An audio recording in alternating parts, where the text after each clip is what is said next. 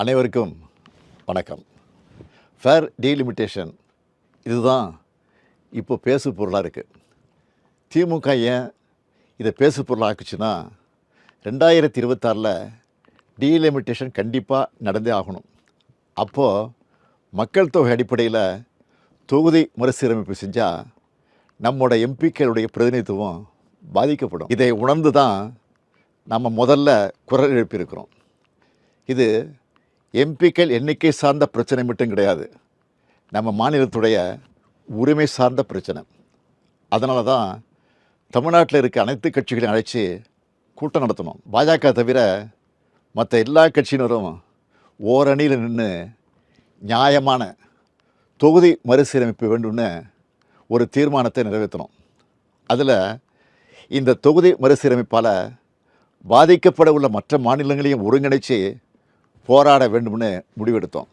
அதுக்காக ஆந்திரா, கர்நாடகா, கேரளா, தெலுங்கானா, ஒடிசா, மேற்கு வங்கம், பஞ்சாப் ஆகிய 7 மாநில முதலமைச்சர்களுக்கும் நாடாளுமன்றத்தில் பிரதிநிதித்துவம் இருக்கக்கூடிய அந்த மாநிலங்களை சார்ந்த எல்லா கட்சிகளோட தலைமைக்கும் நான் கடிதம் எழுதினேன். அந்த கடிதங்களை ஒரு அமைச்சர் மற்றும் ஒரு எம்பி அடங்கிய குழு அவங்கள நேரில் சந்தித்து கொடுத்து விளக்கம் அளித்தாங்க. எல்லா மாநில முதலமைச்சர்கிட்டையும் நானே ஃபோனில் பேசினேன். இதை தொடர்ந்து சிலர் நேரடியாக வர்றதாகவும் சிலர் ஏற்கனவே ஒத்துக்கிட்ட நிகழ்ச்சிகள் காரணமாக தங்களுடைய பிரதிநிதிகளை அனுப்புகிறதாகவும் சொல்லியிருக்காங்க. இந்த முதற்கட்ட ஆலோசனை கூட்டம் நாளை மார்ச் 22 சென்னையில் நடக்க இருக்கு. இப்போது எதுக்கு இந்த கூட்டத்தை நடத்தணும்னு சிலர் கேட்குறாங்க.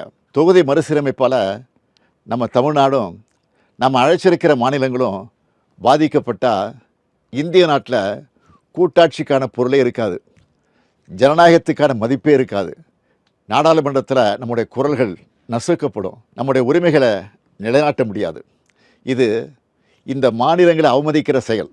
எனவே மக்கள் தொகையை கட்டுப்படுத்தி சிறப்பாக செயல்பட்டு நாட்டோட வளர்ச்சிக்கு பங்களித்த மாநிலங்களுக்கு ஒன்றிய அரசு தண்டனை கொடுக்கக்கூடாது. அதனால தான் தமிழ்நாட்டில் இருக்கிற பெரும்பாலான கட்சிகளோட ஒருங்கிணைந்த சிந்தனைப்படி மற்ற மாநிலங்களை ஒருங்கிணைக்கிற இந்த கூட்டம் நடைபெறப் போகுது. இந்த கூட்டத்தில் ஒரு முடிவெடுக்கப்படும். அதன் அடிப்படையில் அடுத்த கட்ட நடவடிக்கைகளை மேற்கொள்வோம். நம்மோட நியாயமான கோரிக்கைகள் நிச்சயம் வெற்றியடையும். நம்மோட இந்த முன்னெடுப்பு இந்தியாவை காக்கும். நன்றி, வணக்கம்.